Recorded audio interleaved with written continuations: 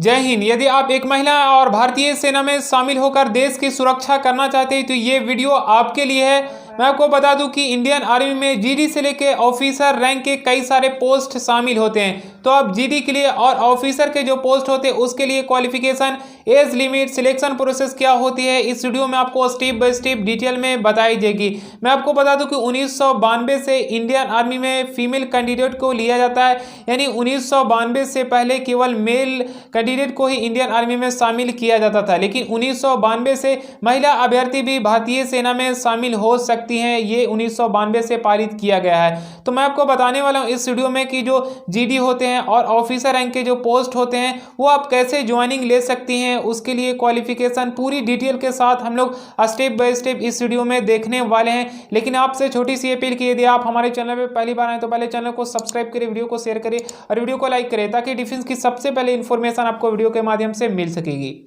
सबसे पहले general duty यानी जीडी का डिटेल देखते हैं, उसके बाद जो ऑफिसर रैंक के पोस्ट होते हैं उसका डिटेल देखने वाले हैं। जीडी का मतलब होता है जनरल ड्यूटी। इसके लिए क्वालिफिकेशन होना चाहिए, आपके पास 10वीं की डिग्री होना चाहिए, यानी 10th पास कैंडिडेट इस फॉर्म को आसानी से आवेदन कर सकेंगे, लेकिन आपके पास 10वीं में कम से कम 45% अंक होना आवश्यक है। मैं आपको बता दूं कि ये 2019 से ही रैली भर्ती का आवेदन करवाया जा रहा है महिला अभ्यर्थी के लिए। तो आपके लिए क्वालिफिकेशन समझ गया। और उसके बाद मैं आपको बता दूं इसके लिए हाइट होना चाहिए 152 सेंटीमीटर मिनिमम, 152 सेंटीमीटर आपका हाइट होना आवश्यक है। और उसके बाद जब आप आवेदन करते हैं, जो आपको इंडियन आर्मी के ऑफिशियल वेबसाइट पे जाके आवेदन करना होता है, जो ये आप हर एक साल ये रैली भर्ती का नोटिस जारी किया जाता है इंडियन आर्मी की ऑफिशियल वेबसाइट से, जो आपको इंडियन आर्मी की ऑफिशियल वेबसाइट पे joinindianarmy.nic.in की ऑफिशियल वेबसाइट पे जाके आपको लॉगिन होना होता है। वहां से आपको जानकारी मिल जाएगी कि आपका कब ऑनलाइन करना होता है। जब आप ऑनलाइन करते हैं तो ऑनलाइन करने के बाद जो आपका फर्स्ट वे है वो आपको सबसे पहले रनिंग करना होता है, जो आपको 1.6 किलोमीटर की दूरी तय करना होता है। उसके लिए जो आपका टाइमिंग दिया जाता है वो 7.5 मिनट का टाइमिंग दिया जाता है। जब आप रनिंग में पास करते हैं तो वहां पे आपको हाई जंप भी करना होता है और लॉन्ग जंप भी करना होता है। जो हाई जंप आपको कम से कम 3 फीट करना होता है और लॉन्ग जंप आपको 10 फीट करना होता है। ये आप इंडियन आर्मी में जीडी के लिए पूरा डिटेल समझे।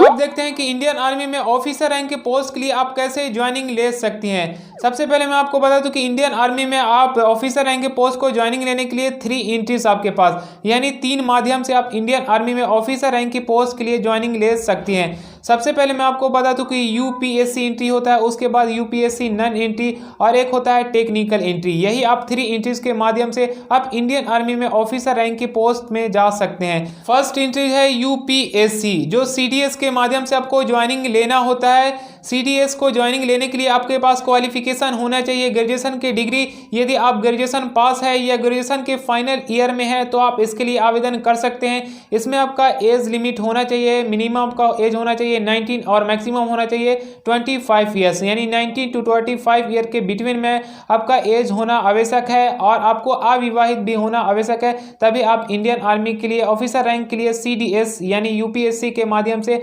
आप आवेदन कर सकती हैं। जो ये साल में 2 बार वैकेंसी निकलती है, जो आपको upsc.gov.in की ऑफिशियल वेबसाइट पे जाके आवेदन करना होता है। ये आप फर्स्ट वेज एंट्री समझे, जो आप ऑफिसर रैंक के पोस्ट पे इंडियन आर्मी में जा सकती है यूपीएससी के माध्यम से। सेकंड एंट्रीज है नन यूपीएससी एंट्री। इसमें आपको 2 भागों में बांटा गया है। फर्स्ट है आपका जैग एंट्री और एक एनसीसी एंट्री है। सबसे पहले एनसीसी मतलब होता है national cadet corps. NCC special entry में जाने के लिए क्वालिफिकेशन की बात कर लिया जाए तो आपके पास ग्रेजुएशन की डिग्री प्राप्त होनी चाहिए 50% अंकों के साथ, और ग्रेजुएशन की डिग्री के साथ साथ आपका एनसीसी का सी सर्टिफिकेट भी होना आपके पास आवश्यक है। यानी एनसीसी में बी और ए और सी सर्टिफिकेट होते हैं, तो आपको एनसीसी में सी सर्टिफिकेट आपके पास होना आवश्यक है और ग्रेजुएशन की भी डिग्री होनी चाहिए। और एज लिमिट की बात कर लिया जाए तो आपका एज मिनिमम होना चाहिए 19 और मैक्सिमम होना चाहिए 25 ईयर, यानी 90 to 25 ईयर के बिटवीन में आपका एज लिमिट होना आवश्यक है।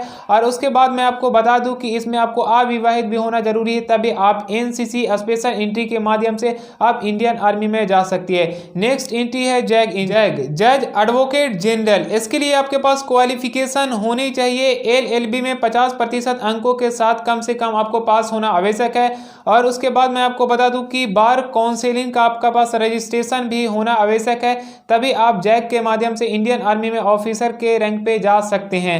और इसमें एज लिमिट की बात के लिए है तो आपका मिनिमम एज होना चाहिए 21 ईयर और मैक्सिमम होना चाहिए 27 ईयर, यानी 21 से 27 के बीच में आपके पास एज होना आवश्यक है, तभी आप जैक के माध्यम से इंडियन आर्मी में शामिल हो सकती हैं।